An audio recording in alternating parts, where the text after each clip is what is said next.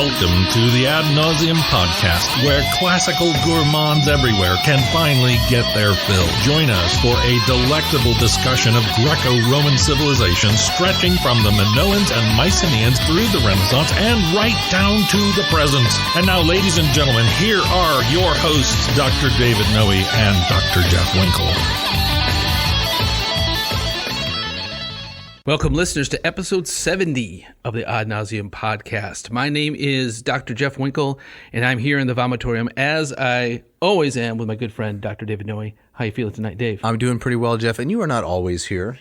I'm always here. When I'm here, you are also here. Okay. Right, so thanks for the clarification. Maybe my grammar was not precise I enough. don't know, but this is the septuagesimal episode, isn't it? Yes, number 70. Number 70. Yeah. Who would have thought when we started with number 1 we would get to 70? Not me. It seems like last year, 2 years ago now. Is it almost 2 years A long time. Yes, excellent. So tonight? Yes, we're talking about, it's something we've teased in earlier episodes. That's correct. We've brought up. We're talking We've threatened, I think, is the term you're looking for. We're talking about the Elgin Marbles. Correct. Tonight. Yes, this famous, I'm going to use the word theft. Okay, you go ahead with that. Of the Parthenon sculptures by one Lord Elgin way back in the early part of the 19th century. We're going to talk about his story, and we're going to talk about a little bit about the controversy that remains to this day about where these marbles should be. And this is based largely on a book that you've read. Yes, right. So our main source tonight is this book here for our YouTube viewers, is The Elgin Affair by Theodore Vettos, which was published in 1997. And a lot of things have happened since then, but it's a really nice, concise, readable, for the most part, unbiased account of this whole affair. Now, see, I haven't read this particular one, but it's going on my list right away. Yes. Vettos is a Greek name. Is Vettos? Vettos, yes. Sorry. Vettos, yes. a Greek, isn't it? He's a Greek, right? Okay. So he's got a little bit of kind of personal stake in this. I'm guessing he has an axe to grind. He's got some olives to press. A little bit. I think he has a soft touch, but at the end of the day, he's very much pro repatriation. Okay. Right? Bring the marbles back from the British Museum. Yes, exactly right. But before we get there, Yep. we have to give a shout out. We do. And this goes to Ely Heisinger. Ely Heisinger, one of my favorite students I Yes. had back in the day. And she's actually someone I've known since she was quite a young girl. Really? When she was a 12-year-old obsessed with Harry Potter. And How did you cross paths with Ely? we were part of kind of a friend group with her parents. And, Okay. and we hung out together. And Wow. So I got to know her and her sisters very well. So she was forewarned in terms of consuming any of your instruction. Pretty much. Okay. Yes, exactly right. Yeah. So I had her as a student in a pre-college program. Right. And she took some Latin from me. Wow. And an extremely bright young She's woman. a very bright young woman. I believe, if I'm remembering correctly, she took art and architecture with me. She did. Yep. A very good student. Yeah. And so she says, yes, of course you can give me a shout out. I don't have anything particularly in mind for you to say. Yes. But I do recall Jeff singing a translated version of Maroon 5's Sugar in Latin class that I would love to hear again. I don't know if that survived the computer transfers over the years. Now, Maroon 5 is a rock group, right? Yeah, pop. A pretty popular one. Pop band, Adam Levine. He's the main singer, Yes, right? He's got the tattooed sleeves. He tattooed all over his body. And he went on to some reality TV fame, is that right? That doesn't surprise me. I don't know. I mean, he's kind of one of these ubiquitous figures, right? Pop star. So what is Sugar about, and why did you translate it? I was trying to trying to keep it fun. You're trying to keep it. This sounds like you. What I would every once in a while I would translate a few lines of a song that was popular at the time. Okay. Put it up on the screen and see if any of the students could guess what the song is, right? And then the reward, so to speak, is they could guess it. Then I would have to sing maybe a verse or a chorus of this. Right. And so I believe Ely and there was somebody else in the class who got it fairly quickly. Oh, so then you had to sing some. I had to sing a little bit. It was a lot of fun. Okay, so how did you translate the word sugar? Saccharum. There you go. Yeah. So that does it. Yep. So Ely says she's technically not an architect yet. No, I think she just finished a master's program at University of Michigan in architecture. Mm-hmm. Yep. But she's on her way. Right. Yeah. And she says that she learned so much about architecture in grad school and continues to learn now that I am working in the residential architecture sphere. I enjoy seeing the ways architecture can be used as a tool to shape the lives of people, and I'm grateful to contribute to that even if I'm early on in my career. Yes. So this kid's going places. Yes. Well, we need, I would say, here's some aesthetic bias. Yeah. That's what you tuned in for, right, listener? Aesthetic bias. I think architecture needs more persons who are familiar with classical forms. Oh, without a doubt. That's what I think. Without a doubt, right. So I think that her classical background is only going to serve her. It's going to help. Very well, yeah. And beatify the landscape, maybe. Indeed. Is that too much to hope for? No, it's a lot of pressure to put on Ely, but I'm with you. She can bear it. Yeah. So Dave, you're going to tackle our opening quote? I get the Ope quote. Yes. Yeah. So let me set this up just a all little right, bit. you set it up. This is not from Vettos. This comes from an article written by the late, and in my opinion, great Christopher Hitchens. Do you have any opinion on Hitch? Not much. Not much. You can turn a phrase. I don't go much beyond that. Okay. I was a great admirer of him. I think he was a great lover of the classics. Yes. I know he ruffled a lot of feathers. I mean, he was a famous atheist. Right. And wrote a lot about that. I thought he argued in that arena a lot against a lot of straw men. But I thought he was always a fair debater, a clear thinker. And I liked his devotion to the classics. Okay. So in this quote from this article, he's very much on the pro repatriation. Give them back side. Okay. Right. So take and it away. The name of this article is Acropolis Now. Acropolis Now. I don't think Hitch himself got to title it. I don't think he did. That's Vanity Fair. That's below him. That is below him. Okay. So what is this article from? Is this? It's from a Vanity 5, Fair 10 article. years ago, It was 2009. 2009. It was just before the new Acropolis Museum opened. Oh, right. He got like a pre-tour. Right. Of, he was up on the scaffolding on the Acropolis. And we're going to talk about that museum a little bit, aren't we? Yes, that's okay. Crucial to the argument. All right. So here's the Ope quote. Yep. Hitchens says, ever since Lord Byron wrote his excoriating attacks on Elgin's colonial looting, first in Childe Harold's Pilgrimage, 1812, and then in The Curse of Minerva, 1815, there has been a bitter argument about the legitimacy of the British Museum's deal. I've written a whole book about this controversy and won't oppress you with all the details. Thank you. But we just make this one point. If the Mona Lisa had been sawed in two during the Napoleonic Wars, and the separated halves had been acquired by different museums in, say, St. Petersburg and Lisbon, would there not be a general wish to see what they might look like if reunited? If you think my analogy is overdrawn, consider this. The body of the goddess Iris is at present in London, while her head is in Athens. The front part of the torso of Poseidon is in London, and the rear part is in Athens, and so on. This is grotesque. Yes. Right. How do you feel about that argument? I would feel bad for the museum that ended up with the bottom half of the yes. Well, any part of the Mona Lisa, though, is going to be gorgeous. I see that it is an analogy, and I think it's apt for the most part. Here may be one difference, though. The Mona Lisa, Da Vinci's painting from, I don't know, late 15th century, early 16th. I don't have the exact date. Yeah. It's a Renaissance painting. It is uniquely Italian. Mm-hmm. It hasn't become a part of the Western heritage in the same way that the Parthenon and its marbles have. Now, I know the term Western heritage is to many people fraught, but you're listening to this podcast, so you were forewarned. Yeah, exactly. So my point is, I think that the citizens of London have a little bit more of a claim on the Elgin Marbles than, say, folks in St. Petersburg do to half of the Mona Lisa. I see. Okay. Yeah, fair enough. I'm trying to be very modest because if I were a Greek, I would probably be very upset about this. Sure, right. So the argument of repatriation has quite a bit of pull. Sure, exactly right. And I think Hitchens is also making the argument that all of these things that are scattered about only they need to be considered as a complete whole. Right. And so in the same way that you would want two halves of a painting together, you would want to view and experience all of these things as much as possible together as a work of art in and of itself. You'd want two halves living in just one museum. Yes. Exactly right. That's Phil Collins, isn't it? What is that, Phil Collins? Two hearts living in just one mind. Yeah. Oh, yes, of course. Right. Yes. Phil Collins fan? No, I don't like him at all. That's right. I'm sorry. I don't like him at all. I have trouble keeping track of your irritation. It's hard. I know. Exactly. It's a full-time task. Yeah. Maybe we should hire someone else just to write those things down. So what are we going to give the listener and viewer this evening? All right. So we are going to do a fairly brief walkthrough of Lord Elgin's life. And I think as we've kind of teased on earlier episodes that it's no secret that I'm more kind of in the repatriation camp. Yeah, you like to take ridiculous positions generally. And I had a strong kind of animus against Lord Elgin from what I knew.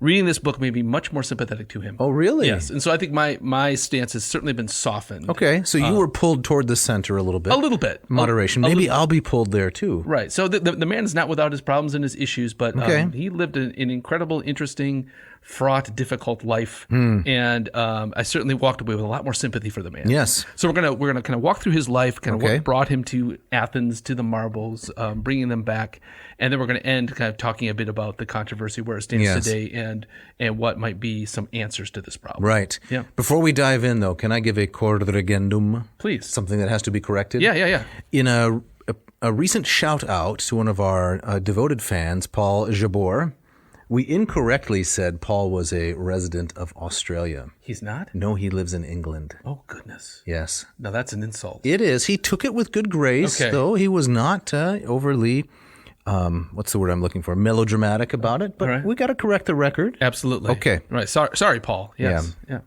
Well, okay. There we go. All right, so let's get right into it. All right. And we've got the Elgin affair. Theodore Vettos. It's Vettos, yes. 1997. Yes, All right. So what does he tell us about Lord Elgin? First, so are you, again, just before we jump in. Elgin, I've also heard Elgin. I any don't opinion know. on this? No. Okay. Isn't there a famous painting, Elgar? Elgar? Mm-hmm. Sounds like a Marvel villain. No. There is a famous painter, Elgar. Elgar, okay. Or Eljar, if you will. So I don't know what to do with the G there. Just stick it there and keep it soft. Okay. Elgin. All right. So Lord Elgin, his name was Thomas Bruce, born in 1766 and lived until 1841. Mm-hmm. He was the 7th Earl of Elgin. But also the 11th Earl of Kincardine. Yeah, weren't 6 earls enough? You would think so. What does this mean? Oh, what he's 7th in the hereditary line. Yes. Okay. So he's descended from kind of two of these hoity-toity fancy pants houses, right? And titles were hereditary. You didn't have to do a lot to get the title. No. But sometimes you had to do something to retain it. Right. And so, and in reading about Elgin, in some ways it reminded me a lot of Julius Caesar in a way, that he came with these titles. Julius, he came from a noted family. Right. But that didn't necessarily mean that he was flush with cash, right? So the Julian clan or his family was patrician. It was had high status, yes, but not necessarily a lot of necessary kind of pull, economic pull. Just like Catiline, right? Yes. Famous name, but not a lot of resources behind it. Exactly right. And so that's what struck me about Elgin as well. So he had these fancy titles, and of course that opened all kinds of doors when it came to the upper crust of Scottish and British society. But he wasn't a major power broker when it came to kind of his own personal economic means. So Thomas Bruce. Yep. And he traces his lineage back to Robert the Bruce. Yes. The first king of Scotland. Correct. All the way back, 400 years before Elgin himself. Places, what's that? First king of Scotland, 1306 to 1329? Yes, exactly. I'm reading notes here, so no one thinks I have that date stored in my head, because I do not. No. But I do remember the scene in Braveheart where Robert the Bruce approaches Melva Gibson, remember? Yes. And, William Wallace says, you're the future, you've got to unite the warring Scottish clans. I won't give anyone the Scottish accent. And on we go from there. Right. Yeah, I remember that the guy who played Robert the Bruce in that movie just kind of furrowed-browed and looking kind of worried all the time. And quite passive. He has to play second fiddle to William Wallace. Right. But I thought he was a little underplayed. Yeah, I would agree with that. Mm-hmm. Go back and revisit that film. So Thomas Bruce, the Lord Elgin, 7th Earl, Thomas Bruce has all of this weight on his shoulders that he is the heir of Robert the Bruce, and he's the 11th Earl of Kincardine and so forth. Right. So what's he going to do? Well, so the Elgin Estate is this large manse called Broom Hall. It's still there as a. Is it called Broom Hall? Broom Hall. Or is it called Broomel? Broomel.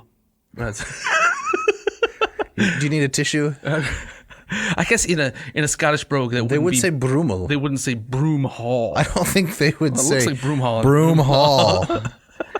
Like a Michigander, West Michigander. Right. Broomel. Where can I find the whisk? That would be in the Broomel. Oh man. Yeah. All right. So and apparently, as I was doing some reading, the Robert the Bruce's sword still hangs in my. Rome Hall, right? So I mean, it's a fairly weighty legacy that he's got to carry and live up to. All right, so I've got in our notes and Mishka can put it up on the screen the coat of arms for the Elgin family, which struck me probably as unintentionally funny. Okay, so you got a couple of these guys and they're wearing kind of ivy wreath diapers. Yeah. And kind of Heraclean clubs. Boxer briefs, Boxer briefs, exactly right. And they had the Heraclean clubs, you're right. And they're mirror images of one another. Yeah, they're kind of looking suspiciously at each other across the shield. The same person, not a lot of what's the word I'm looking for? Creativity in the design of this insignia. No. The House of Winkle has a much better. Oh, my gosh. Exactly right. It's much better, isn't it? It's much better, exactly. Got Twizzlers growing out of the background. Exactly right. What else? You got some nice slices of cheese in there. Exactly right. Yeah, some Diet Coke. Any lineage of royalty among the Winkles? No, you know what Winkle means in Dutch? I don't want to know. It just means store. Store. The simple, humble shopkeepers are the people in my family. You fly into Schiphol Airport, you can visit the Giftwinkel. The Giftwinkel. The gift shop. Yeah, exactly. Right. So we've got the 7th Earl of Elgin and the 11th Earl of Kincardine. Yes. And this terrible insignia and the Latin inscription right at the top. Yeah, fuimus. Yes, fuimus. We used to be. We were. We were. That's not so good. It's not so good. Now, I was going to ask you, I mean, what am I missing there? Is it like we've been and always have been here? I think that's it. Is that kind of the sense? I think I would translate it as something like we've arrived. We've arrived, okay. Mm-hmm. Or we are established. Right. Or can't touch this.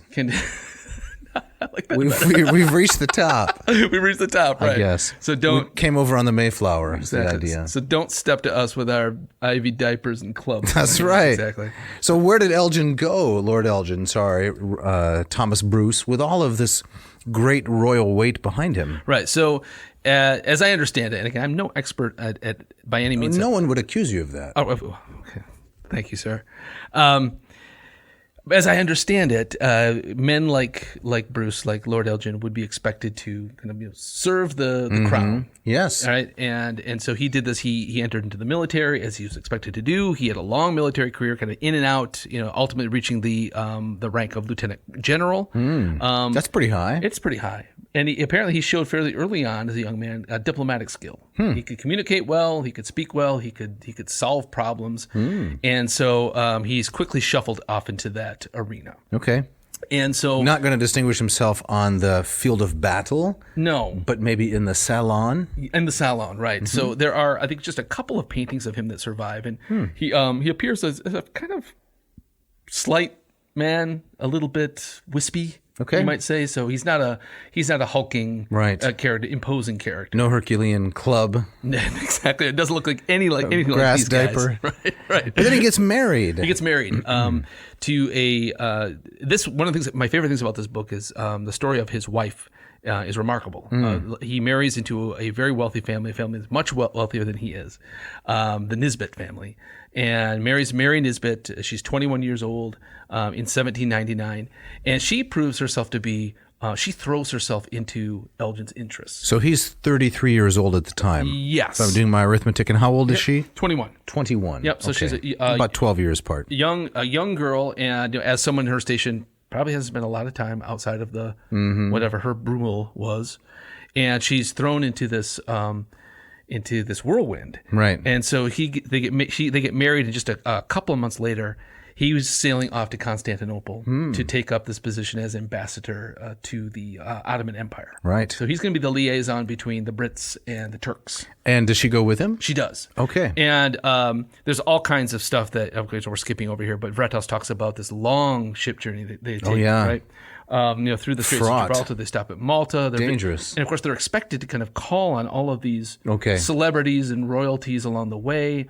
And must have seemed very exotic to them. Yes. Coming from where they did in Brummel. Exactly right. Now, Elgin had a little bit more world experience, but she had none.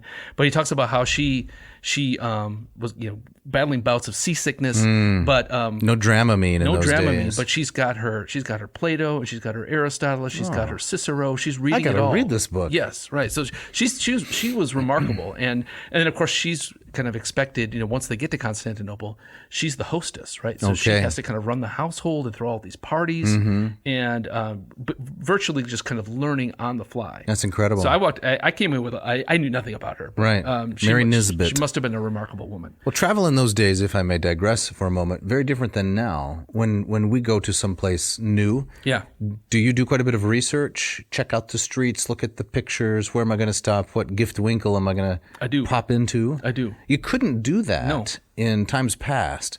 If there was anyone in their immediate orbit who had been to Turkey before, they had to go find that person. Yes. There were no photographs, and they had to get an eyewitness narrative account. I suppose they could read some books, but there were illustrations and drawings. Right. Not at all like what we have today. You can take a video tour of your final destination. Exactly right. There's almost no reason to do it at all, to go there at all. I feel that sometimes, which is why sometimes when I'm about to visit a new location, I deliberately maintain a certain amount of ignorance. Just to kind of... Because I want to be surprised. Yeah. I want to see it with my own eyes. I hear that. Mine own eyes the first time, not see it through someone else's the first time. Yes, often like when we're on road trips with my wife, my wife is very quick. Let's just plug it into Google Maps, So, and I want to find it on my own, right? That could be a gender difference. It is. She says, "What kind of a hobunk town are we in?" Exactly.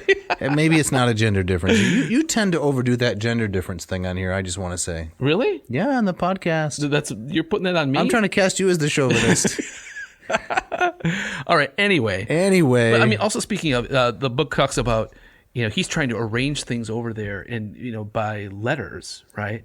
And how long it must have taken a letter to go from 3 weeks Constantinople to London, minimum, I would imagine. Right? Yeah, unbelievable. And trying to keep anything, running smoothly, or trying to be a diplomat from a distance.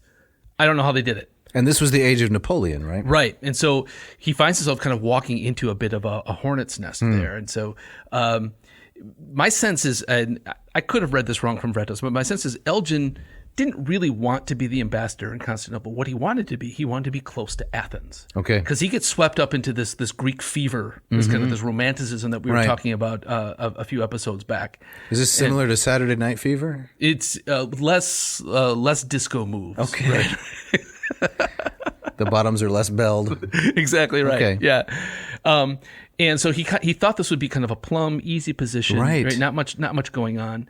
I mean, England was not at war with the Turks, but Napoleon kind of throws himself into this. He's invading Egypt, where the Ottomans, that was part of the Ottoman Empire. Right. And so Napoleon takes Egypt, he loses it, he takes it again, and so Elgin finds himself in kind of this unexpected position of he's got to be the broker between these two powerhouses, right? So the Ottoman Empire is starting to kind of crumble and fall apart at this point. And France, Napoleon is on the ascendant, and he's got a very touchy position.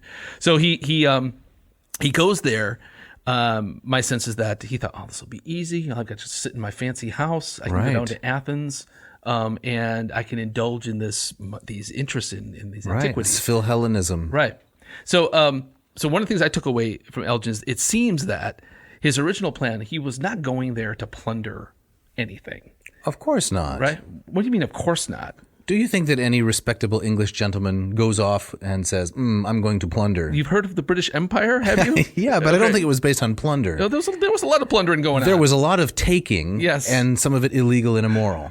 That's plundering. Yes, but I'm saying that's not how they conceived of what they're doing. I'm trying to make an ethical point. Okay. That everyone always thinks they're doing something right. Okay, I got you. We always justify the nature of our behavior, even if others think, and rightly so, that it's really bad. Fair enough. So I'm picking at words, as, as is my want. So I guess all I'm doing here is I'm talking through is the way that I always heard this story is that he was going there to plunder. Cartoonish. Yes, cartoonish, right. Yeah, so he may have, in fact, ended up plundering. Yes. I'm not disputing that. Yep. I just doubt it was his actual motive. No. I'm going to go steal from the Athenians. It certainly was not his original plan. Right. So he makes he makes these kind of frenzied, hurried arrangements to hire draftsmen and painters and architects. And what he wants is he wants people there on the ground in Athens. He knows that he's going to have to be in Constantinople much of the time. So he wants this team working there in Athens, drawing and painting, making plaster casts of these things. Right. That's what he wants to bring back. Right. And a draftsman, of course, just to make sure we're all on the same page, is a person who makes architectural drawings of buildings and other things, yes, right? Exactly. Yeah. Exactly right. So he hires this guy, he hires an Italian guy, Lucieri, who becomes kind of his captain, his man on the ground there to kind of run this while Elgin can't be there. And this is what he really wants. And he wants to bring these kinds of things back. It's like, he's just going to take some photographs. Right. And that's all he's going to bring back. He's always going to leave footprints behind. So is the story going to be, as we move along, that things began to snowball? Yes. So once Elgin visits Athens, I mean, he goes up on the Acropolis and he's completely just, it's better than he could ever imagine. Well, who isn't blown away by it? Right. Yeah. It is breathtaking. It is breathtaking, right? And so he's blown away, and so he starts pushing these guys. I want more casts. I want more drawings. I want this. And a cast, right, just again to make sure we're all on the same page, is when you take an object and you encase it. Yes. Is that right? Yes, right. In plaster of Paris, and so you get a kind of an imprint, and then you can make a replica. Exactly right. So that's what he wants. That's what he wants for. And again, he's not bringing these things back to put in a museum. He wants this for himself. This is his own collection, right? He's going to decorate the walls of Brumil with these things, and but it quickly becomes more complicated, and so he starts. And Vettos never. I don't think Vettos knows. I don't think anybody knows really where kind of the script flips. But he's much more intensely interested in making records of and ultimately taking pieces of the Parthenon because he's so in love with this building. And the most perfect building ever designed. Right. As some people say. Exactly right. Right.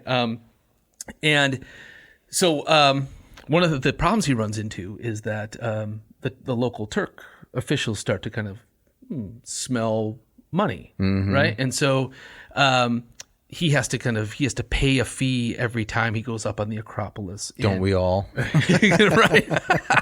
Yeah. Some things never change. Right. But one of the extreme headaches that he runs into is that it's never kind of clear who's in charge. I see. So you have all of these different Turkish titles. There's the Sultan at the top, then you have your Pashas.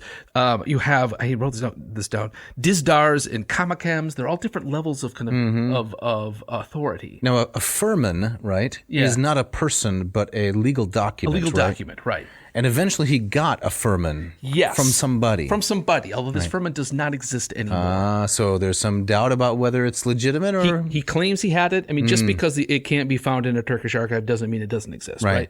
Isn't this part of the game, though? I don't mean Turks of the early 19th century in particular, but isn't this part of the game that people play when they're seeking to, take a lot of money from someone who doesn't have all the facts? They constantly change the individual who's in charge. Yes, exactly. Have you ever been to purchase a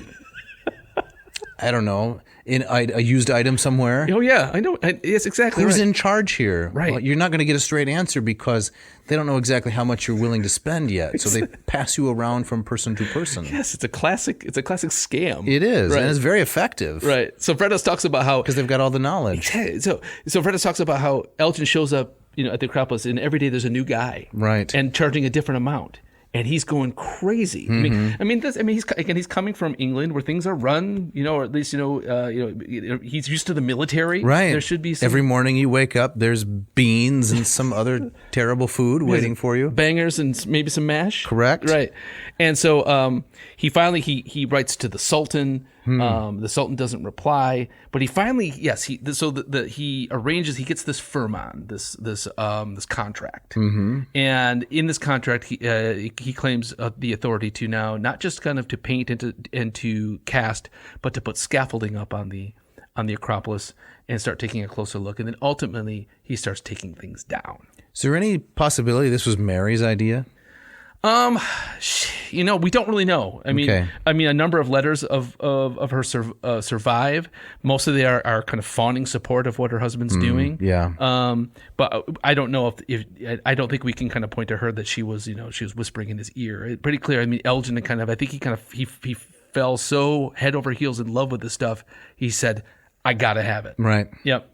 So, and whether he did it legally, and you know, what does it even mean when you're talking about a place where nobody knows who's in charge? Well, in the first place, right, did the Turks have a right to Athens? In one sense, no. It was a right gained by conquest, right? The fall of Constantinople in 1453. Yeah. And then for 400 years almost, the Turks dominate Greece. Yes. In a way that's really not legitimate in anybody's view that I'm aware of. Right. So yeah, so if you're looking for a kind of a foundation of legality, Right. you're not really going to find it on either side of Right. this. And what was Elgin supposed to do? Right. Take a plebiscite of the existing Athenian citizens? Right. Are you okay with me taking your stuff? They may have said, well, yes, because we don't want the Turks to have it. Right. Well, yeah, maybe. I don't Maybe. know. I don't know. I think like a guy like Hitchens would say that what Elgin should have done was stick with his original plan. Take back drawings and paintings. Leave it at that. Even if it meant that they may have been ruined? Not the artifacts themselves, yeah. I mean, I don't get this. Well, let's go on. We'll kind of see where this goes, right? I'm trying to short circuit the argument a little bit. No, that's fine. That's fine. That's a necessary kind of pushback against this. Mm-hmm. Vettos includes this eyewitness account from a certain Edward Daniel Clark, Okay. who was a kind of a rival of Elgin. He was over in Greece doing similar kinds of things. And Before we get that, can we talk Yes. a little bit about Elgin's health problems? oh yeah. Because that's really interesting. Right. So apparently not long after arriving at Constantinople, there's a wave of plague, as there always seems to be back then, right? Just back then. though. Serious, bubonic like plague sweeps Right. through Constantinople, and apparently he catches it, survives, of course, but it completely eats away his nose. Oof. Right. And this is The interior, the exterior. exterior, well, a little bit of both, right? Okay. So he's left without a nose for the rest of his life. That's tough. Like so many of the statues he was taking. Yes. Poetic justice. Perhaps, right?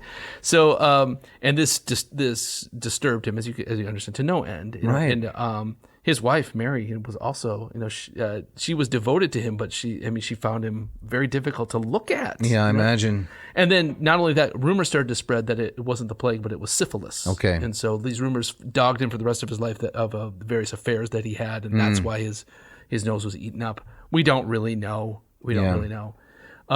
So there are all kinds of, and then add to that kind of the headaches of trying to negotiate peace between the Ottomans and the French. Elgin, In the interests of Britain, though, right? Yes. Those are the individuals he represented. right, exactly. He's trying to find how can I advance British interests and kind of play both sides. Triangulate. Yes. So Vettos includes this eyewitness account from this Edward Daniel Clark, who Okay. was a kind of another Elgin in Greece. He brought a lot of stuff back to England. A lot of his finds sit in one of the museums in Cambridge. Well, people have been bringing coins and manuscripts forever. Practically. Right. And that's, I guess, winked at a little more. Not anymore. Now there's very strict international laws. Right. But at the time, I guess it's just the size of the things he took that were so I guess remarkable. so. Maybe that's what it is. Yes, exactly. These tons and tons of marble objects crated up and put on ships and taken away. Right. So read us what eyewitness Edward Daniel Clark So says. he was watching as Elgin's men were taking things off the Parthenon. He writes, some workmen employed under Lucieri's direction were engaged in making preparation by means of ropes and pulleys for taking down the metopes. These square sculptures of kind of around Yes. the top of the. Right. Let me describe it for just a second. Please. I mean, Go ahead. add to your description. Yes, I was struggling for kind of exactly how Well, to describe I'll a throw you a metope. line here. Okay. So, metope, like you say, is the square part between the triglyphs. There you go. Which are the three carved portions. And then there's a tiny little flat space in between where you can put what's called bas relief, right? Yes. Sculptures. So it's not in the round. You can't look all the way around the statue, but it appears like it's emerging from the stone. Exactly. And they're miniatures and they're supposed to be narrative. Right. You connect them all together, like flipping a book. You see a story. Yes, exactly right. So they should all be viewed in the same place, perhaps. Oh, I see where you're going with that. So Elgin wants to take these down. Right? So he says, for taking down the metopes where the sculptures remain the most perfect. The Dizdar, one of these Turkish flunkies, himself came to view the work. but with evident marks of dissatisfaction, and Lucieri told us that it was with great difficulty he could accomplish this part of his undertaking from the attachment the Turks entertained towards a building which they'd been accustomed to regard with religious veneration and had converted into a mosque. We confessed that we shared the Muhammadan feeling in this instance, and we would gladly see an order enforced to preserve rather than destroy such a glorious edifice. Right. So a good reminder to our audience. So the Parthenon had gone through many changes. It had been a shrine to the Virgin Mary for hundreds of years. And then in the Turkish occupation, it became a mosque. Correct. And that's the form that Elgin finds it in. And the word here, Mohammedan, is an old-fashioned word, of course, for just Islam. Islam, exactly. Continuing on, after a short time spent in examining the several parts of the temple, one of the workmen came to inform Lucieri that they were going to lower one of the metopes. We saw this fine piece of sculpture raised from its station between the triglyphs, but as the workmen endeavored to give it a position adapted to the projected line of descent, a part of the adjoining masonry was loosened by the machinery, and down came the fine masses of Elgin marble, scattering their white fragments with thunderous noise among the ruins. The Dizdar, seeing this, could no longer restrain his emotions and actually took his pipe from his mouth, and letting fall a tear, said in the most emphatic tone of voice, "Telos, enough, the end," positively declaring that nothing should induce him to consent to any further dilapidations of the building. Looking up, we saw with regret the gap that had been made, which all the ambassadors of the earth, with all the sovereigns they represent, aided by every resource that wealth and talent can now bestow, will never again repair. It's a little melodrama there. Well, Clark had quite a bit. A little bit, but I mean, the Dizdar shed a tear. Actually, took his pipe from his mouth. Yes, some strong emotion. It's strong emotions, but at the same time, it's like the Three Stooges working on this thing, and so they let this metope fall and shatters into pieces. The projected line of descent. Yes. Yeah. So Elgin marble, right? Mm-hmm. Mount Pentelos. Yes. Not far from Athens. Well, it's actually in Athens. You might say, but in antiquity, the town was much smaller. Right. So Mount Pentelos was a great source for all of the marble that went into the Parthenon and other Acropolis structures. Right, and in the Parthenon reconstruction project, which we should talk about in another. Definitely. The marble that they quarry to fill in the gaps is taken from the same quarry. Yes, the original it's incredible. Yep. And I'm no expert on marble, but I have studied a little bit for teaching the art and architecture course. Yeah. I could just say one thing is that the coloration in marble is caused by veins of mineral within the sandstone, right? Because marble is a kind of sandstone. It's really very soft. People think of it as hard, but it's soft, and that's why it can be carved. Okay, yeah. So if you've got little bits of iron and other minerals inside the sandstone, over time, oxidation, it basically rusts, and that makes the marble into all these different colors. Right. But the Pentelic marble, like the I think it's Carrara marble, Italian marble. Yeah, in Italy, doesn't really have any mineral admixture, so it stays this brilliant white over time. Oh, very interesting. We're so accustomed to kind of think of these Greek monuments as kind of that golden yellow color. Yes. But when they were first quarried, it was that bright white marble. And then often painted, as we know. Painted. Into colors that we'd probably consider kind of garish definitely. Today. You can still see flecks of it in the British Museum. Right. But that's a great quote here from Clark about what was happening. Right. And this part at the end, all the sovereigns they represent, they could never repair, but that's kind of been done, though, using more advanced technology of today. I guess, Clark couldn't see that far ahead. Right? No. And because Clark, he had no love for Elgin, so he was happy to make him look giving him the business a little bit. Exactly. Okay. Right. We get a little, maybe a sense of kind of Elgin's view on all of this, coming out of a story which involves Clark again. He goes to Eleusis, the site of the famous mysteries. North. Yep. And there he wants to take away this large statue of a woman with a basket on her head, which was part of one of the interior gates there. And but he runs into the local superstitions that say you can't touch this lady because if she leaves, then our crops will die. And so there's still kind of this kind of adherence to she's Demeter among us, right? And so if you take away the goddess of grain, we're left without a hope. And Clark, come on. It's goofy superstition. He's going to take it anyway. He gets a Furman himself to take away the statue. And could you just get these anywhere? Like at 7-Eleven, vending machines. I'll take a Slurpee and two Furmans, right, to go get the Furman combo. Right. So apparently a riot breaks out. It's this whole to do. Got this great quote from Clark here. This quote is actually from Elgin. Oh, from Elgin. Yes. Okay. And so it's out of the situation that I think we get a bit of a sense of kind of how Elgin felt about all this. He pushes back against Clark. Well, he says, I mean, in some ways he's kind of supporting Clark. So Okay. Clark ultimately takes the statue, gets it on a ship, and gets out of there.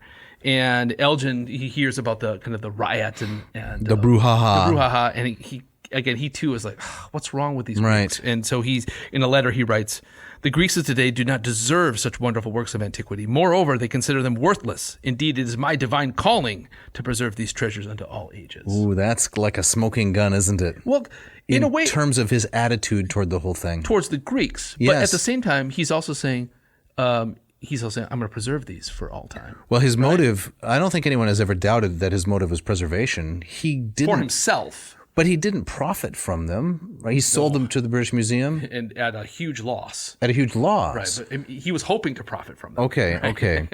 But I think it's a smoking gun in terms of his low view of contemporary Greeks. Oh, without a doubt. And that's what I think they're most upset about, Yes, isn't right, it? right. They're not deserving to house their own historical treasures. Yes, right. So he had he had all kinds of problems. Vettos talks about, encountering kind of the local Greeks, and he was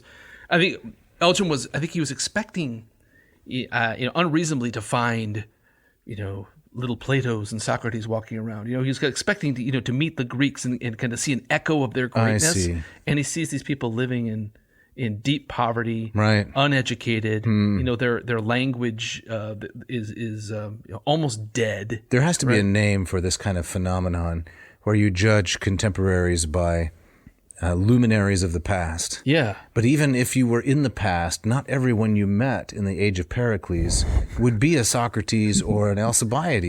No. I think that human society would be quite variable, just as it is today. Right. But yeah, I think Elgin kind of walked into this, kind of starry-eyed, right? And seeing it through this very romantic lens. Right? This is why the guys at the Colosseum or the Colosseum, they dress up in plastic Roman armor, right? Right. This is who we really are. You can experience a little bit of what it was like. Right. Yeah. So I think That's what tourists want. Yeah. So I think Elgin was just incredibly disappointed by that. And Vettos talks about how he didn't find amongst them any kind of real fervor for their own history. No love. Or even knowledge. So in his mind, I can take this stuff. They don't even want Exactly. it. The barbarians, Yeah, savages. The Turks maybe want it a little bit, or at least they want to profit from my taking of it. Yeah. But that's it. But that's it. So, Speaking of profit taking, yeah. Oh, are we up against it? we need to do some ads. Let's do the break.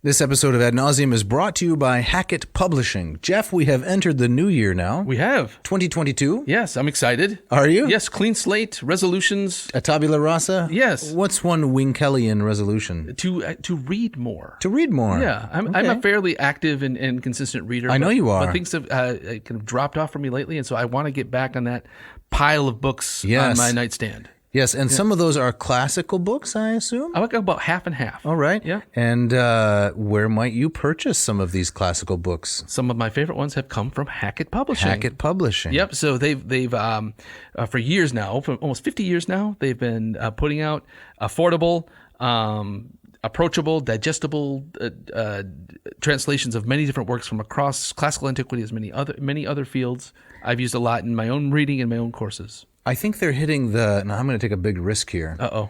I think they're hitting the sesquicentennial. Sesquicentennial. Is sesquicentennial 150? It's not It that is. old, is it? No, they're not. No. They're hitting their 50-year mark. So what would that be? I mean, I don't you had the nice know. word for our 70th. Yeah, I had episode. septuagesimal Yes. for the quinquagesimal. There you go. There we go. They're going to hit They have hit the quinquagesimal mark here. Excellent. So we can start saying 50 years. That's right. Hackett's been in the business for 50 years of bringing those kinds of books which you just adjectively described Yes. to our listeners. I did, right. You go to the website, you find a broad, diverse array of wonderful things to read. Yes. And so, listeners, if you want to take advantage of the opportunity that we offer here, go to hackettpublishing.com. Two T's. Find the stuff you want, put it in your little satchel there, click Your it, grocery satchel. and put your title in there. And what do our listeners get? They get 20% off any title, plus they get free shipping. Free. That's Which huge. is really remarkable. And, as a favor to us, We think this is what they call in negotiation business, I'm sure Elgin used this often, a win-win. Win-win. Maybe it's even a win-win-win. Win-win. 3 wins? Well, Hackett wins. They get more business. Right. The reader wins because they get a great discount on some fine reading material. And you and I win. How do we win? We win because we're winners. Or someone's got to cut this. All right. Go to hackettpublishing.com. Check it out. Thank you. This episode also brought to you by the Moss Method. Dave, tell us a bit about the Moss Method for learning Greek. I would love to. So the Moss Method, or Moss Method as I call it, you know how it used to be called the Facebook? Yeah. Did you know about that? I did. I never liked that. No, then they dropped off the, and then they just called it Facebook. See, the same thing happened with I'm Batman. trying to do this. Really? He was the Batman? He was the Batman? Yeah. Exactly.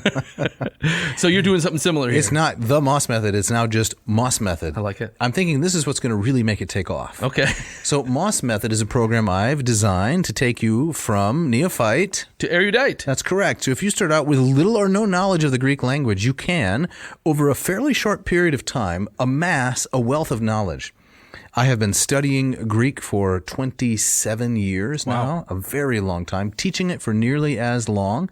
And everything that I've learned over the course of this time period, I'm putting it into these modules. So if you want to really gain confidence in Greek, if you already know some, but you don't have confidence, you want more depth, go to mossmethod.com, watch some of the free instruction that I've queued up. We have videos on Homer, we have videos on Herodotus, many elements of the New Testament, Plato, Xenophon's coming up, some of the church fathers like Eusebius. We run the gamut. Fantastic. And I will show you that you can, with confidence and joy, learn this language and use it. Sounds great. Now tell us about the office hours. The office hours, that's correct. So each week I convene Zoom office hours for anyone who is in the Moss program. We get together, it's usually Friday, and we talk about anything that they want to know about Greek. Lately we've been looking at the Gospel of Mark. I take them through it, read some verses, talk about the forms, the grammar. And it's not a flanky. I know you were going to ask. It's me personally. You yourself? Yes. All right. So, I don't know everything about Greek, but I'm further along than a lot of people in my experience and knowledge. So I can help take you along as a psychopampos. Without a doubt. So if someone were interested, what should they do? They need to go to mossmethod.com and sign up. Fantastic. I don't know what they'd be waiting for. Check it out. All right. This episode, ladies and gentlemen, is also brought to you by Ratio Coffee. Jeff. Yes. Tell us about Ratio. Ratio is a company based in Portland. Yes. Portland, Oregon, run by the incomparable Mark Helwig. He is really incomparable. He is. I have tried to comp him, but he's not. He's not able to be comped. No, he's the man. He's the man. He invented this amazing coffee machine. Tremendous entrepreneurial acumen. Acumen. Synchronicity. He made this amazing machine, not one but two amazing machines that brew fantastic coffee, and they look fantastic as well. Yes, the Ratio 6 and the Ratio 8, as our longtime listeners know very well. Now, I have the 6. That's right. You've got the 8. I do. I love my machine. It brewed a perfect cup of coffee for me this morning. I had a pot too. If Phidias, the famous Athenian sculptor, were alive today, he would only drink from the Ratio 8. No, exactly. He would. He'd say, that's a beautiful machine. He might see that machine and actually lay down his chisel. You think so? Right. Parthenon would never have been built. That's right. Phidias would have been sitting at the base by the theater of Dionysus, just drinking Ratio coffee. Drinking Ratio coffee, or maybe in the fetal position, knowing he could never create something that beautiful. Yes. Yeah. So if you, dear listener, would like to score yourself one of these fantastic machines, there are two things you can do. Jeff, what's the first one? Well, they can go to ratiocoffee.com. And they can enter the coupon code, I believe it's ANCO. That's correct, ANCO. And that will get them 15% off the 6 or the 8. Or the 8. The 6 comes in 3 different finishes. You've got stainless steel, black matte, and white. Yep. The 8 comes in a wide variety of beautiful finishes, different kinds of woods, different kinds of colors. Yeah, so listener, go to the website and scroll through. Just check them out. They're absolutely beautiful to look at. And it's a well put together site. Yep. The second way that they can score a machine is we're still running our giveaway. Yes. Our Sweepstakes Bonanza. Yes. Extravaganza. Jamboree. That's correct. Yes. You need to go to ratiocoffee.com/ANCO enter your information to be entered into a drawing, but you will need the special little secret prize code Yes. that we're going to give out later in the episode. That's right. So keep listening, and we'll drop that in there. That's right.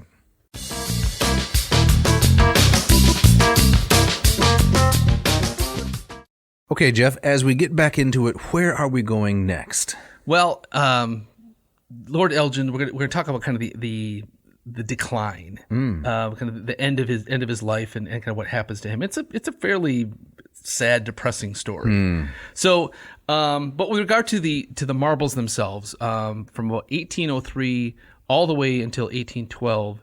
He's boxing up and creating marbles and shipping them back to England. So they're not all on one boat. No, in fact, They're just going one boat at a time. One of them actually is going around the if you can help me out, the Cape Sunian? it's not Cape Sunian. It's No. the fingers of the Peloponnese stick down. It's kind of the first one that you Right. go around. It's Guthio is there, the harbor. Yeah. It's Githium, a Guthio. Not far from there, one of these boats sinks, and tons of this marble goes down to the seafloor. Was it ever recovered? It was. They Okay. remarkably kind of engineered it back up and got it back on a boat.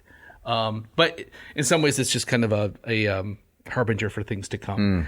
And so all along, he's depleted his personal funds in buying these things, and he's taking out loan after loan after loan. He's securing loans from banks. He's securing loans from friends, and he's just racking up all of this debt because he wants all of this stuff so badly. He wants all of this stuff so badly, and he thinks that, well, I can. One of his plans was he's going to put it up in Broomhall and then charge admission, and which he actually does for some time. So he's going to be kind of like a carnival hawker or something. Exactly right. And so, some of these marbles sit at the Piraeus in these crates for months. Now, the Piraeus is the harbor of Athens. Yes. Right down from the Acropolis. It's about, I don't know, is it 10 miles to the west? Yeah. Distance might be a little off. But Yeah. You can easily see it from the Acropolis. Sure. And there's all these letters of Elgin that survive where he's in various places in Constantinople. And he's back in England. He's trying to write letters and trying to figure out, where are my crates? Who's got them? Where are they going? Who's paying for what? Was it UPS that was in charge here, or No, there was nothing like that. Okay. Of course, right? It was an absolute nightmare, and he's worrying himself sick about all of this stuff. And so he ultimately takes up a number of sculptures off the Parthenon, most famously stuff from the Pediment, Right. both the east and the west. So we should talk about a pediment just for a moment, Sure. because we don't want to assume too much knowledge as we're going through this. Yes. But the pediment is the triangular portion above the east. It's a rectangular building. The Parthenon is basically a rectangular building. Mm-hmm. So on the west side, there's the western pediment, which shows the scene of the contest Yes. between Poseidon and Athena as to who would be the tutelary deity of the city. Right. It wasn't named Athens at the time. Right. The east pediment shows the birth of Athena from the head of Zeus. Right.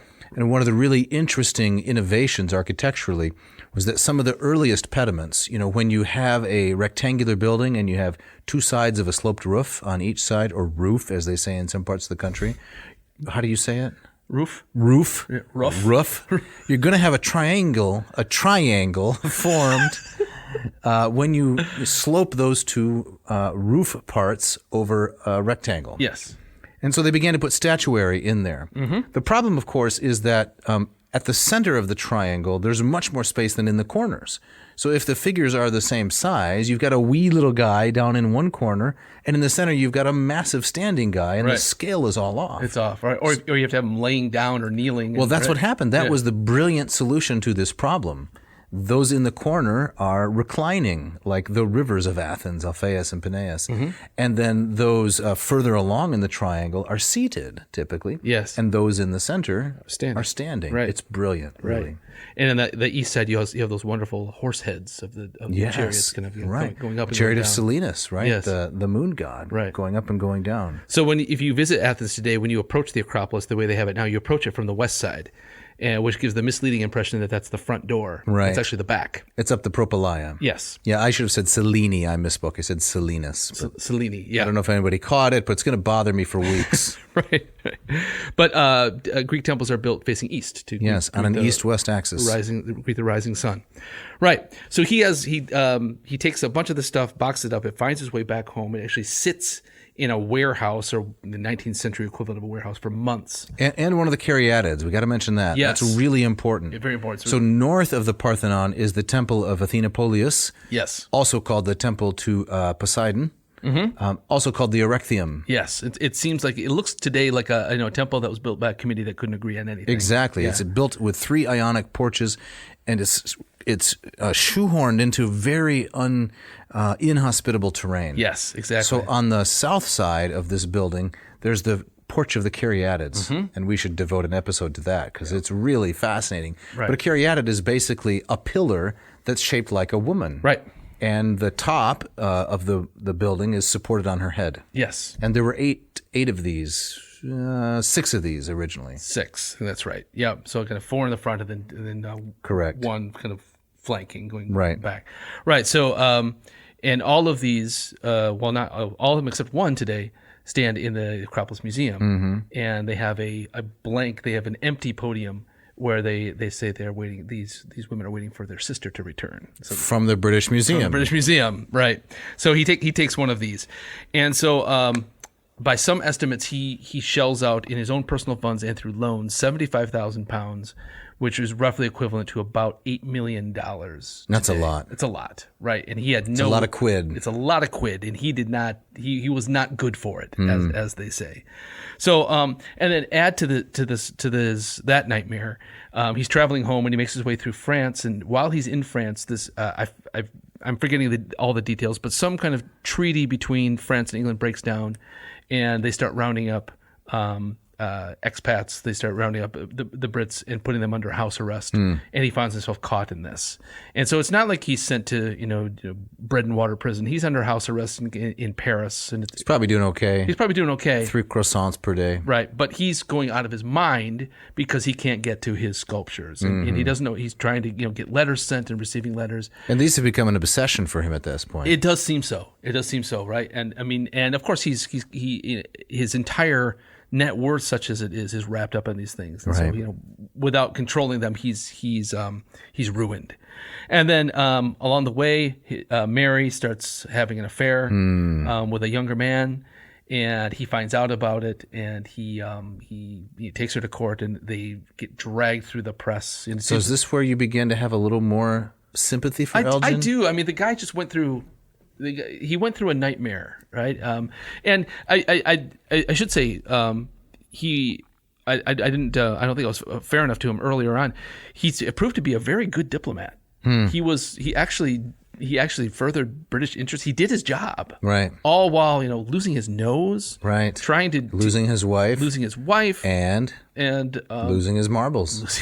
Exactly, losing his marbles, right? And then being under house arrest for almost 3 years. That's got to be in terrible. Paris, just desperate to get home. So he's unable to see his wife. He's unable to see his children. So they had children as well. They did. Yeah, they had. I think they ended up having 3 children. Okay, and one that didn't survive. Now the British government comes to his rescue. Well, in part, kind of. Right? So tell us that part of the story. He tries to display the marbles at his home, and it's a big story, and people are coming to see it. But he realizes very quickly he's not going to recoup his money.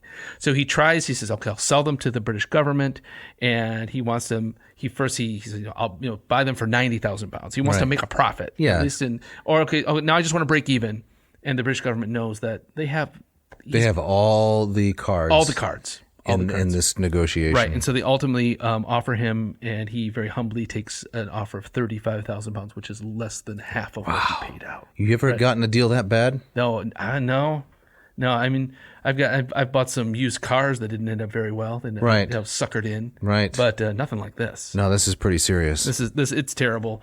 And so he goes back to Brummel, and he kind of fades out of view. He ultimately remarries. And then dies in 1841. Mary ends up marrying the guy she had the affair with, but she kind of fades from view, and he dies mostly kind of penniless. It's really quite sad. In his mid-70s, right? Yes, exactly. About 75, if I'm doing my arithmetic correctly. And I forget exactly the date, but at some point the marbles wind up in the British Museum, where they remain to this very day. How many times have you seen them there? Twice. Okay. Yep. I think that I have seen them about 5 times. 5 times. Yes, Yeah. I love the British I Museum. love the British Museum too, and the display there is it is quite extraordinary. It's astonishing. Right, so they're kept in this room that's built to the specifications of the Parthenon itself. Right, You take the tube to the Russell Square station. Is that the one? Russell Square, yeah. You hop out and you walk around. You pay, nothing. It's right? free. It's a donation. You can drop a few pounds into the box, the till there by the door, and you could spend a week in there. Oh yeah, just astounding. And of course, I went directly to the marbles the first time I was there. Yes, because I just had to see them. I had to feast my eyes on them. Absolutely right, and they are wonderfully displayed. I mean, and then a couple rooms over, you'll hear, hey, there's the Rosetta Stone. Yes, there's that sarcophagus we were talking about in the Alexander episode. Yes, where perhaps held his body at one point. That's right. There are all the Assyrian sculptures as well. It's Tiglath-Pileser. Yeah, as a collection altogether, it's unmatched. It is really phenomenal. Right. So we come down to the controversy of where should these marbles end up. So one thing that really struck me that I was not aware of is that his taking of the marbles was not celebrated for the most part back in England. It was not seen as kind of this triumph. So it was criticized from the beginning. From the beginning, and he was not a popular guy. I don't know if he had there was kind of a public, the public had kind of an axe to grind against him, but it was amplified by Lord Byron, and he wrote, who was a bit of a vandal himself. Let's just say he was famously carved on the temple of Poseidon at Sunion. You can still see it says Byron right there. That's right. Yeah. So maybe he shouldn't speak so much. Carving is okay, but theft is not. Well, Byron was a bit of a flamboyant dilettante himself. Yeah, he was. Right? But he wrote these poems in which he excoriates Elgin. Can I read some of it? Please do. Okay. Yeah, so I have a small section from one of these poems. All right. Yeah. But who of all the plunderers of yon fame, on high where Pallas lingered, loath to flee, the latest relic of her ancient reign, the last, the worst, dull spoiler, who was he? Blush, Caledonia, such thy son could be. England, I joy no child he was of thine. Thy freeborn men should spare what once was free, yet they could violate each saddening shrine, and bear these altars o'er the long, reluctant brine. What? Shall it e'er be said by British tongue Albion was happy in Athena's tears? Though in thy name the slaves her bosom wrung, tell not the deed to blushing Europe's ears.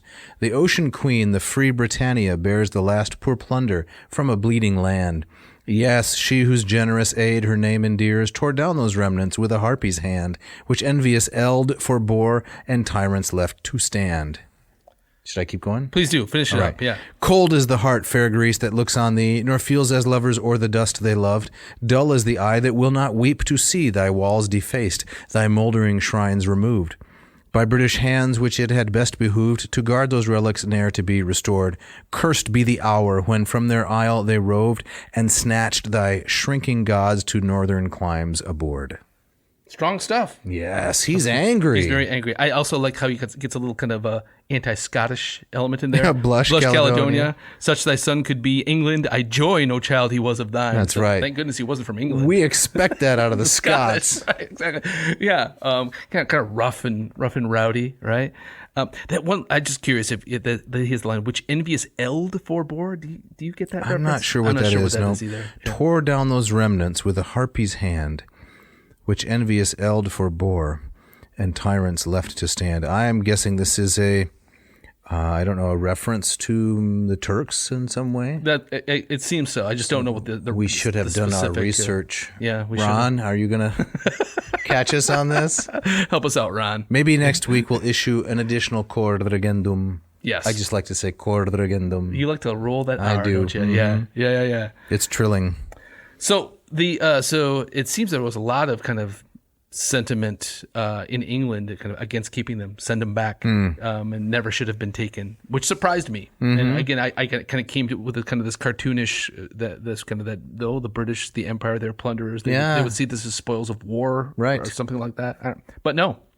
So what's the case for keeping them? Let's get Hitchens here back in. Hitchens, he summarizes this in this article. He says that basically there are 3 reasons that have been used over the last couple hundred plus years.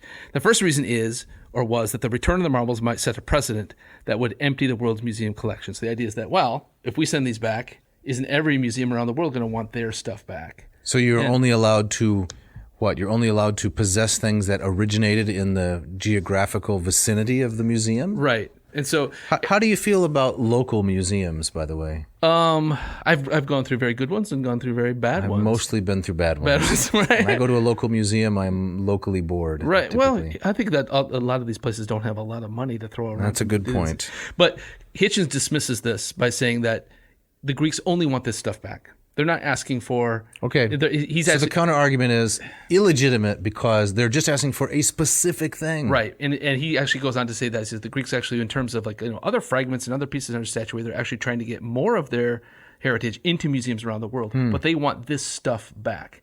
Now, I don't know about that quick dismissal.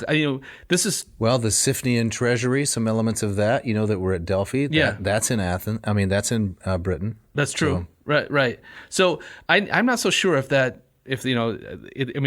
a slippery slope argument. Yes, it is. Right. But at the same time, we live in an era where, worries about cultural appropriation and legitimate or not, I could see this kind of starting off kind of a domino effect. Okay. Right. So, but Hitchens says, no, they just want this stuff back and that's it. The second reason is that more people can see the marbles in London. More people This seems like the weakest of the three. Well, There's 12 million people in London, more or less. There's 5 million in Athens, 11 million in the whole of Greece. I guess so. I guess I like to throw around numbers. You're right. I guess London more is kind of a crossroads of the world than Athens. Fair, right? but maybe it's a chicken and egg kind of an argument. Bring the marbles to Athens and maybe if you build it, they will come. Yes, I don't really think people are going to London to see the marbles, but there is a kind of an effect of cachet that comes if you have some great objects of art. Right. And then the third objection is that the Greeks have nowhere to put the stuff or to display them. Which was true until this new museum opened. 2009. Right. Did you go to the old museum that was on the Acropolis? No. What a dump. I've never been to that. Yeah, it was awful. Yeah. I mean, it was like you had the tube fluorescent lighting that was kind of crackling, and the guard sitting on the folding chair. Yes, and things were behind this plexiglass, and it was not lit from the inside. It was horrible. What do you think about the museum now as it stands? I love it. You like it? I do. I think it's. Do you remember looking at it fantastic. from the Acropolis? Yes. And they have the 3 column drums, right? You can see 3 levels. There's supposed to be 3 different column drums set akimbo. Yes, akimbo. Like that. That's a good word. Yeah. I couldn't find a better one, but set akimbo to show that just like the objects that they house.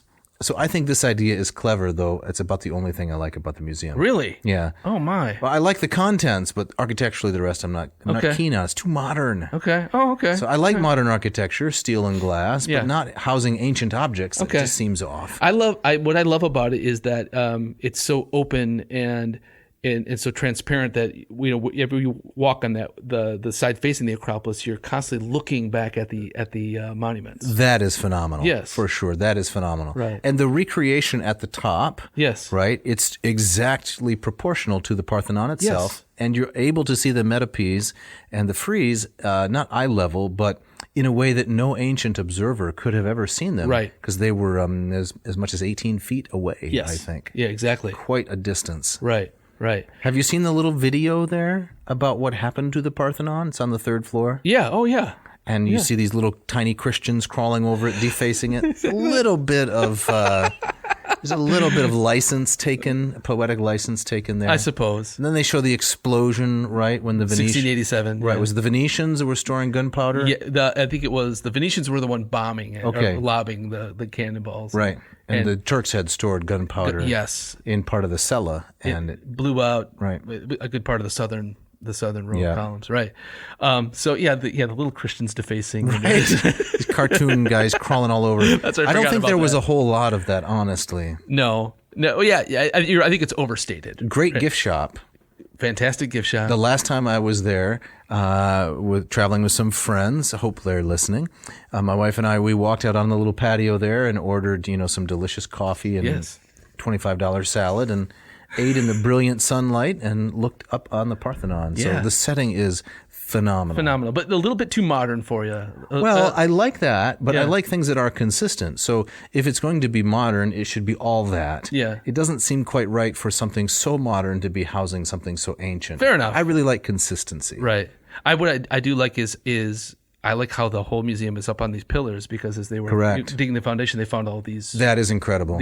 remains. Right? And as you're walking into the museum, you can see all of the excavations, some of which are ongoing. Right below your feet. Right. Another really nice element, I should say, is once you get inside and you begin going to the second floor, you go up an enormous glass ramp, Yes. which is the dromos. Yes. Right? The dromos, the runway that you would take up the Propylaea to get onto the Acropolis. Right. That's a nice touch. That is a really nice touch, right? So to bring this back to kind of the controversy, Hitchens he wrote this article kind of on the occasion of the opening of the museum. He's saying, listen, that argument absolutely holds no more water. Right. I mean, they have a room that's empty waiting for these Right. these marbles to be returned, and he's saying that Hitchens saying there's no more. All of these arguments fall apart, and it's time for these things to come home. Okay. Yeah. So if I could snap my fingers, I Yeah. would probably say return the marbles. Return the marble. Okay. But I don't have the animus toward Elgin and toward the whole history of the event Yeah. that I think a lot of people do. Right. I think Elgin made some. I think he was a. I think he was a. Well, he was a complicated man. Like we're all complicated humans, Right. right? And I think he was Good motives, bad motives, Right, good decisions, bad decisions. right. He started with these motives of kind of a love of Greece, and he wanted to bring that back home to Britain. His personal ambition, maybe some greed, kind of took over, and he overreached. But he's no longer for me kind of this villain that was there to plunder and to take and to claim for Britain and to remove it from Greece. So if you could snap your fingers, where would the marbles be? They'd be in the new All right. museum. Right. Maybe someday we will get to go to Athens and see them there. See them all together. I would love to see that. Yeah. Haven't been to Greece in, I guess, just about 2 years, almost 3 years. Yeah, same for me. And haven't been to Britain since, I guess, about 4 years now. Yeah. Time to go back. Yes, all right. All right. Well, we got to wrap this up, don't we? Yeah, we got to get out of here. I think we're glancing at the we're clock time. there, Winkle. Exactly. We're Yeah. out of time. Right. So what would we like the listener to do if they're willing? Well, if they're willing, they would subscribe, leave a review at your favorite listening platform. Subscribe to the podcast via Podbean or Spotify. Yes. Or Apple iTunes. Yes, right? or our YouTube channel. Yes, our YouTube channel needs some subscribers. Yep. You can watch our hijinks, such as they are, in person, so to speak. Yep. If you've got an idea for a show, if you want a shout out, we love getting those. We've got some great ideas recently. Drop us a note. You can write to Dave at adnauseum.com. Don't forget the V. Or Jeff at adnauseum.com. Get that same V in there. That's right. We need to thank Mishka Fernando, who does a lot of the video processing, a lot of the audio stuff, makes this all look really good. We need to thank a man who's in the studio with us this evening. Agricola, our videographer. Yep. We have to tease that code, right? Oh, the code, yes. Yeah, for the ratio giveaway, it's 6567. 6567. 6567. So ratiocoffee.com/ANCO and then the 4-digit code. So you can win a free one. All right. Shout out, thanks to our great musicians. That's right. Ken Tamplin, Scott Van Zen. Yep, they give us the intro music, the outro, the bumper stuff. Very appreciative. Great stuff. And what are we doing next week? Next week, we're going to start a short philosophical series. Okay. And this is going to be on an author who is a favorite of mine, a man on whom I wrote my dissertation, a man who needs no introduction. That would be Marcus Tullius Cicero. Excellent. We're going to look at his De Natura Deorum, The Nature of the Gods. It's a 3-book dialogue. Not sure exactly how many episodes we're going to devote to it. I know other people are talking about Cicero online. We're going to give it our own unique spin. Fantastic. Sounds great. And you have our gustatory parting shot. I do. Yep. The gustatory parting shot comes from the famous novelist Vladimir Nabokov. Lolita guy, right? Did he write Lolita? I don't know. I believe he did. I like this quote. Okay. He wrote The Real Life of Sebastian Knight. Okay. Don't know the book, haven't read it. Have you? I have not. Let's hope it's not something terrible, since this is a family show. But here's the quote I like. He says, and I'm going to ask you some questions about it. The dining room was curiously impersonal, like all places where people eat. Is your dining room curiously impersonal? No, it's very, very homey and warm. Yeah. Yeah. Yeah. Well, we have a lot of homey elements in our dining room, but they don't get a lot of attention, right? Because you're very much focused on the food and the people. So everything is a kind of background. So that's what makes it impersonal? I would say so. Okay. So Is your name scratched on the table or anything? Is my son, when he was 4 years old, scratched his name on the table. It's still there. So it says Ian. Nice. Yeah. Okay. Yeah. So the dining room was curiously impersonal, like all places where people eat. Perhaps because food is our chief link with the common chaos of matter rolling about us. That's nice. I like that part. I like that too. Thank you for listening. Thanks. And watching.